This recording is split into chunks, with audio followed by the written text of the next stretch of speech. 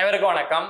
உச்ச நீதிமன்றத்துக்கு தேடி போயிட்டு இவங்க மூக்க இவங்களே உடைச்சிக்கிற வேலை அப்படிங்கிறத திமுக நிறுத்தவே மாட்டாங்க அப்படின்னு நினைக்கிறேன். ஒரு வாரத்துக்கு ஒரு முறையாவது இல்ல 10 நாளைக்கு ஒரு முறையாவது உச்ச நீதிமன்றத்துக்கு போயிட்டு அந்த மூக்கு உடப்பட்டு வந்தாதான் இவங்களுக்கு நிம்மதியாவே இருக்கும் போல.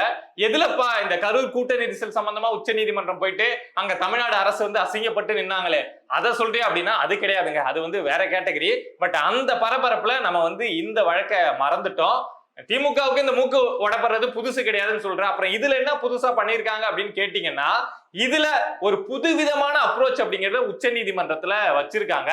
இந்த வழக்கு எங்க தொடங்குது அப்படின்னா, உயர் நீதிமன்ற மதுரை கிளையில தொடங்குது.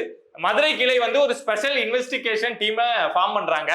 எந்த வழக்குல ஃபார்ம் பண்றாங்க அப்படின்னா, நாமக்கல் சுற்றுவட்டார பகுதியில அந்த கிட்னி திருட்டு அப்படிங்கிறது நடந்ததுல தமிழ்நாடு முழுக்க ஒரு அதிர்ச்சியை ஏற்படுத்துச்சுல. அதுல திமுகவுடைய தலைமை கழக பேச்சாளர் திராவிட ஆனந்த் அப்படிங்கிற நபர் தான் புரோக்கரா இருந்தாரு. இது போக அந்த கிட்னி திருட்டு அந்த டிரான்ஸ்பிளான்டேஷன் எங்க நடந்தது அப்படின்னா, தனலட்சுமி ஸ்ரீனிவாசா அப்படிங்கிற மருத்துவமனையில நடந்தது. இது போக சீதார் அப்படிங்கிற ஒரு மருத்துவமனையில நடந்தது. அந்த சீதார் அந்த மருத்துவமனை தேடி போனா கே நேர் நிக்கிறாரு. இந்த தனலட்சுமி ஸ்ரீனிவாசா மருத்துவமனை யாருன்னு தேடி போய் பார்த்தா மண்ணச்சநல்லூர் தொகுதி திமுகவுடைய எம்எல்ஏ கதிரவன் நிக்கிறாரு அப்படிங்கிற விஷயம் எல்லாம் வெளியில தெரிய வந்தது இல்ல. சோ இந்த வழக்குல தான் மதுரை ஹைகோர்ட் ஒரு ஸ்பெஷல் இன்வெஸ்டிகேஷன் டீம் அப்படிங்கறத ஃபார்ம் பண்றாங்க. ஏன்பா தமிழ்நாடு அரசே இது பெரிய சம்பவமா இருக்கு, ஒரு ஸ்பெஷல் இன்வெஸ்டிகேஷன் டீமை ஃபார்ம் பண்ணுங்க அப்படின்னு சொல்லிட்டு மதுரை ஹைகோர்ட்டுக்கு போனாங்களா அப்படின்னா கிடையாது. இந்த வழக்கு சம்பந்தமா, இந்த கிட்னி திருட்டு வழக்கு சம்பந்தமா திமுக தரப்புல இருந்து ஒரு நடவடிக்கை கூட எடுக்கலங்க. ஒரு நபர் மேல கூட பாதிக்கப்பட்டவங்க 200க்கு மேற்பட்டவங்க கிட்னியை இழந்தவங்க நாமக்கல் சுற்றுவட்டார பகுதியில சுத்திட்டு தான் இருக்காங்க. பட் திமுக தரப்புல இருந்து ஒரு எஃப்ஐஆர் கூட பதியப்படல. ஒரு பொதுநல வழக்கா ராமநாதபுரம் மாவட்டத்தை சேர்ந்த பரமக்குடியை சேர்ந்த சக்தீஸ்வரன் அப்படிங்கிற நபர் மதுரை ஹைகோர்ட்ல இத மாதிரி ஒரு பெட்டிஷன் அப்படிங்கறத போடுறாரு. இத மாதிரி இவ்வளவு பெரிய சம்பவம் அப்படிங்கிறது நாமக்கல்ல நடந்திருக்குங்க. பட் தமிழ்நாடு அரசு ஒரு எஃப்ஐஆர் கூட போடல, யாரு மேலேயும் நடவடிக்கை எடுக்கல. ஏன் அப்படின்னு தேடி போய் பாக்குறப்ப பின்னாடி எல்லாருமே இதுக்கு பின்னாடி திமுக காரங்களா இருக்காங்க. சோ நீங்களாவது நடவடிக்கை எடுங்க அப்படின்னு சொல்லிட்டு உயர்நீதிமன்ற மதுரை கிளையில ஒரு பெட்டிஷனை போடுறாரு. அதை எடுத்து விசாரிச்ச நீதிபதிகள் என்ன சொல்றாங்க அப்படின்னா, என்னப்பா அது இந்த வழக்கு இவ்வளவு பெரிய வழக்கா இருக்கு, இதுல இன்னும் திமுக அரசு தமிழ்நாடு அரசு ஒரு எஃப்ஐஆர் கூட போடாம இருக்கீங்களே அப்படின்னு ஒரு கண்டனம் அப்படிங்கறத தமிழ்நாடு காவல்துறைக்கு தெரிவிச்சுட்டு, நாங்களே ஒரு ஸ்பெஷல் இன்வெஸ்டிகேஷன் டீமை இந்த வழக்குல ஃபார்ம் பண்றோம் அப்படின்னு சொல்லிட்டு ஃபார்ம் பண்ணி விடுறாங்க. தென்மண்டல ஐஜி பிரேம் ஆனந்த் சின்ஹா அப்படிங்கிற நபர் தலைமையில அந்த எஸ்ஐடி அப்படிங்கிறது உருவாக்கப்படுது. கீழே 2-3 ஐபிஎஸ் அதிகாரிகள், ஒரு எஸ்பி, எல்லாமே ஒரு பெரிய டீம். இந்த வழக்குல திமுக என்ன பண்றாங்க அப்படின்னா, என்னது நீங்க ஸ்பெஷல் இன்வெஸ்டிகேஷன் டீம் ஃபார்ம் பண்றீங்களா, நாங்க இதை எடுத்துக்கிட்டு சுப்ரீம் கோர்ட்டுக்கு மேல்முறையீடு போறோம் அப்படின்னு சொல்லிட்டு இந்த வழக்கு சம்பந்தமா இதை இந்த ஸ்பெஷல் இன்வெஸ்டிகேஷன் டீம் விசாரிச்சா சரியா இருக்காது அப்படின்னு சொல்லிட்டு திமுக தரப்புல இருந்து உச்ச நீதிமன்றம் போறாங்க. இங்க இந்த ஸ்பெஷல் இன்வெஸ்டிகேஷன் டீம் ஃபார்ம் பண்ற வரைக்கும் இந்த வழக்குல ஒரு எஃப்ஐஆர் கூட திமுக அதாவது தமிழ்நாட்டு காவல்துறை போடவே இல்லை. ஆனா மதுரை ஹைகோர்ட்டா இதை எடுத்து விசாரிச்சு ஒரு ஸ்பெஷல் இன்வெஸ்டிகேஷன் டீம் ஃபார்ம் பண்ணதுக்கு அப்புறம் இல்ல இது சரி கிடையாது, நாங்க சொல்ற மாதிரி தான் இதை நடத்தணும் அப்படின்னு சொல்லிட்டு தமிழ்நாடு அரசு தரப்புல இருந்து உச்ச நீதிமன்றத்துக்கு ஒரு மேல்முறையீடு போறாங்க.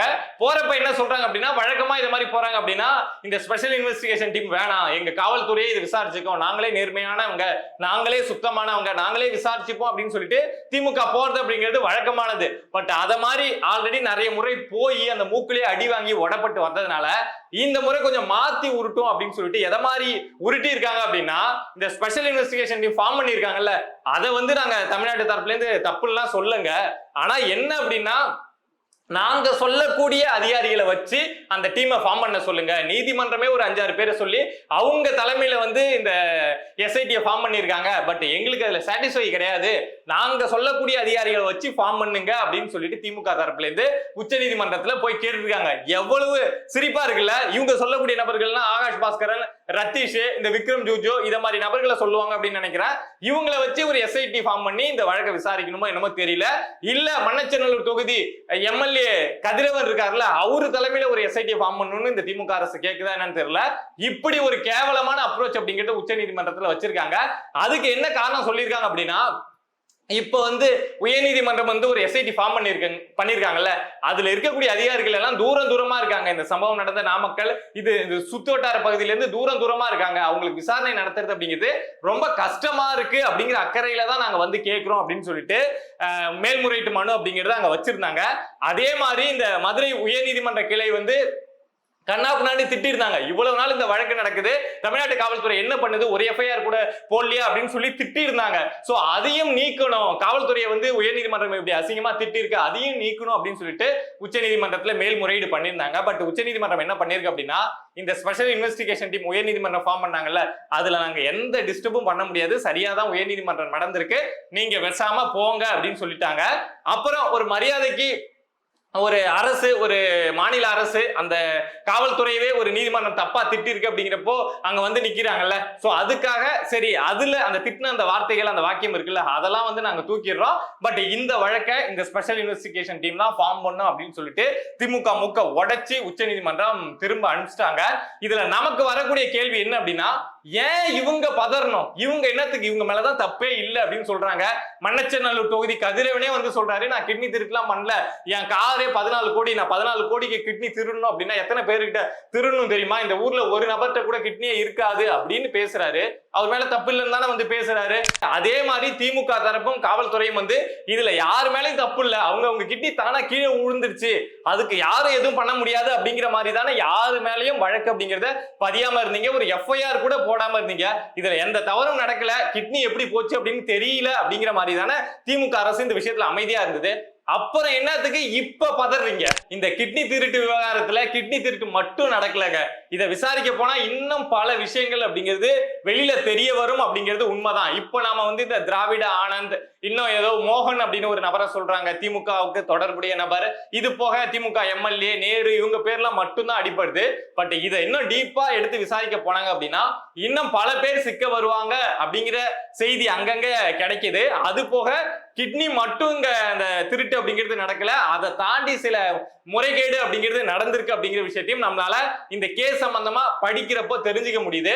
ஒரு உதாரணம் சொல்லணும் அப்படின்னா, கிட்னி கொடுக்கறதுக்காக ஒரு பெண் கிட்ட வந்து பேசி பணம்லாம் கொடுத்துட்டாங்க, கொடுத்து மருத்துவமனைக்கு கூப்பிட்டு வந்துட்டாங்க. பட் அங்க வந்து அந்த கிட்னியை மாத்தி அந்த ஆப்போனன்ட்டுக்கு அவங்களுக்கு பொருத்தலாம் அப்படின்னு பாக்குறப்போ அந்த கிட்னி செட் ஆகல. ஆல்ரெடி அதெல்லாம் செக் பண்ணி தான் கூப்பிட்டு வந்திருப்பாங்க, பட் ஏதோ ஒரு எரர் நடந்து அது செட் ஆகல. அப்போ அந்த பெண்ணுகிட்ட என்ன சொல்லியிருக்காங்க அப்படின்னா, மருத்துவர்கள் அவங்க தரப்புல இருந்து என்ன பேசிருக்காங்க அப்படின்னா, இத மாதிரி கிட்னி செட் ஆகல, பட் லிவர் தேவை அப்படிங்கிறது இருக்கு, சோ அதை எடுத்துக்கிட்டுங்களா அப்படின்னு சொல்லிட்டு அந்த பெண்ணுகிட்ட கேட்டிருக்காங்க. அதுக்கு அந்த பெண் வந்து முடியவே முடியாதுன்னு சொன்னதுக்கு, அப்பனா உன்னை இவ்வளவு தூரம் கூப்பிட்டு வந்திருக்கோம், மருத்துவமனையில உனக்காக இவ்வளவு ஃபெசிலிட்டி எல்லாம் பண்ணி வச்சிருக்கோம், இவ்வளவு செலவாயிருக்கு, அதை கொடுத்துட்டு நீ போ, இல்லைன்னா இதுக்கு முன்னாடி முன்பணம் கொடுத்தோம்ல அது, இந்த மருத்துவ செலவுக்குலாம் எல்லாத்தையும் நீ கொடுத்துட்டு போ அப்படின்னு சொல்லி அந்த பெண்ணை மிரட்டி இருக்காங்க. அந்த பெண் பயந்து போயிட்டு வெளியில வந்து இதை மாதிரி எனக்கு நடந்துருச்சுங்க, நான் கிட்னி கொடுக்கறதுக்காக இதை மாதிரி போனேன், பட் அங்க வந்து கிட்னி பொருந்தல அப்படின்னு சொல்லிட்டு என்னோட லிவரை கேட்கிறாங்க அப்படின்னு சொல்லிட்டு அந்த பெண் வந்து வெளியில புலம்பிக்கிட்டு பதறிக்கிட்டு இருக்காங்க. இது ஒரு பெண்ணுக்கு நடந்தது. இதே மாதிரி இதுல வந்து பல பேருக்கு நடந்திருப்பதற்கான வாய்ப்பு அப்படிங்கிறது உண்டு. இந்த வழக்கை இந்த ஸ்பெஷல் இன்வெஸ்டிகேஷன் டீம் வந்து சரியா எடுத்து விசாரிச்சாங்க அப்படின்னா நிறைய பேர் இதுல சிக்குவதற்கான வாய்ப்பு அப்படிங்கிறது உண்டு. பட் என்ன நடக்குது அப்படின்னு பார்ப்போம். இதை மாதிரி நம்மளை சுத்தி நடக்கக்கூடிய விஷயங்களை நீங்க தெரிஞ்சுக்கணும் அப்படின்னு நினைச்சீங்கன்னா மறக்காம பிரபா டாக்ஸ் சேனலை சப்ஸ்கிரைப் பண்ணி சப்போர்ட் பண்ணுங்க. நன்றி.